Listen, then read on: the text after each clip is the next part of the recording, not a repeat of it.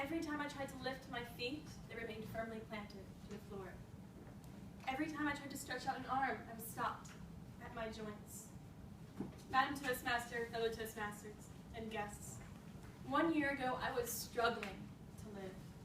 And no, it wasn't a mysterious disease. It was every human's greatest enemy. Fear. Fear is our biggest threat.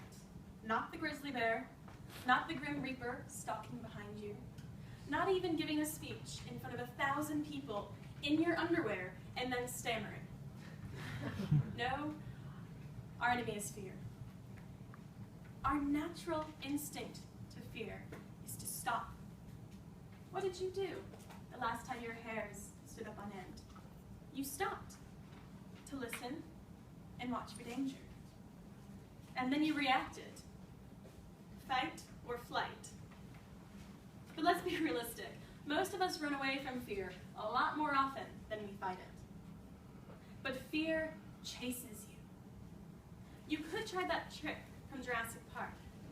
The one where you stand as still as possible, hold your breath, and hopes the T-Rex doesn't see you. But I can tell you from over a year's worth of standing still, that doesn't work. Fear sees you. It is relentless. I spent a year stuck to one spot. I didn't know what to do, how to act, or even if I could act. I was afraid that if I moved my leg one step, I would crumble. I spent months going between despair and anger, fighting against everything except my fear. What was I afraid of? Everything. But mostly I had some of the same fears I'm sure you have. Fear of failure. Fear of other people's judgment. Fear I wasn't good enough. What changed? I crashed.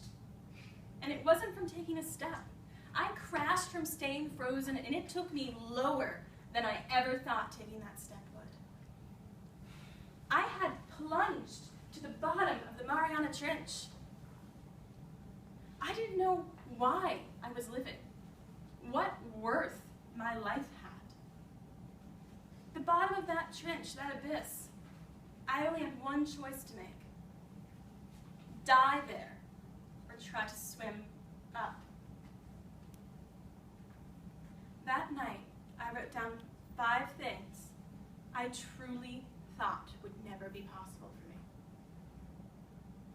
Paint a portrait, write a novel, complete a triathlon, start a business, and love myself. 6 months from that crash, I can say I've completed 2 of those things, and I'm working towards another. So how did I begin? When you've been stuck in one place for a year, when you've gone so far down, there's no further way to go. Even if you don't think it's possible, you take that first step up. Luckily for us, it's natural. It's our human spirit. Just as we feel this intense fear, we feel a will to live, to create, to be fulfilled. So I took that first shaking step. My nerves buzzing in my limbs, my stomach churning with doubt. I signed up for an art class. I never thought I would be able to paint a portrait. I had images of perfection in mind, Da Vinci, Michelangelo. I never would have enough skill. The only thing that got me into that first class was that I spent 200 pounds already, and I knew I was already in the abyss. I had nowhere else to turn. And it wasn't easy for me. I realized how difficult it actually is to paint. And my fear fought me with every stroke, telling me I would never be able to do it right. Some days during those classes, I could barely contain my anguish and frustration. My hand turned to fist around that paintbrush, my jaw a grim, stiff climb. And then on other days, I was trembling constantly, so afraid of making one small mistake. But I kept the silent promise I had made to myself. I showed up to every session and I tried. And because I kept trying, because I did not allow myself to give up, 10 weeks later, I painted 5 portraits. They are far from perfect, but they all resemble who they were meant to be. And there is so much relief, so much pride at the fact that I proved myself wrong, proved fear wrong. And suddenly I realized I wasn't stuck in the same spot anymore. I hadn't moved very far. But my art class taught me that my fears were incorrect. And now I was only looking forward, not back at the fear I was dragging behind me. The second thing I thought I would never do is write a novel. Every November is National Novel Writing Month, mostly in the US. And this past November, I signed up. Every day I strove to write at least 2,000 words if I could manage. On the days where I had no idea what to write, my character hesitated. On the days I was angry, my characters fought.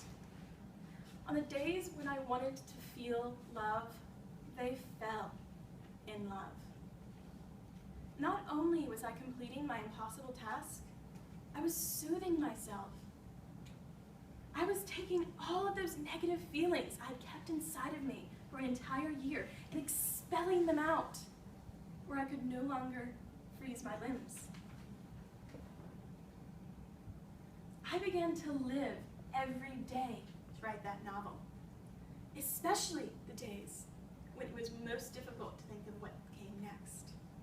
And at the end of that month, I had with me over 50,000 words. Long enough to technically be a novel.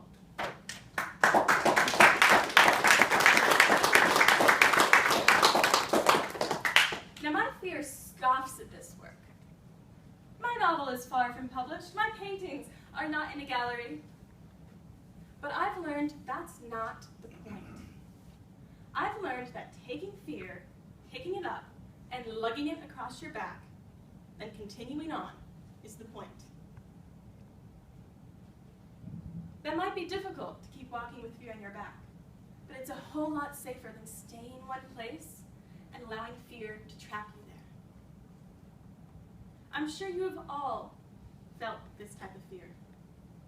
First time you came in this room as a guest, the first time you paid your dues, that time you signed up for your icebreaker speech.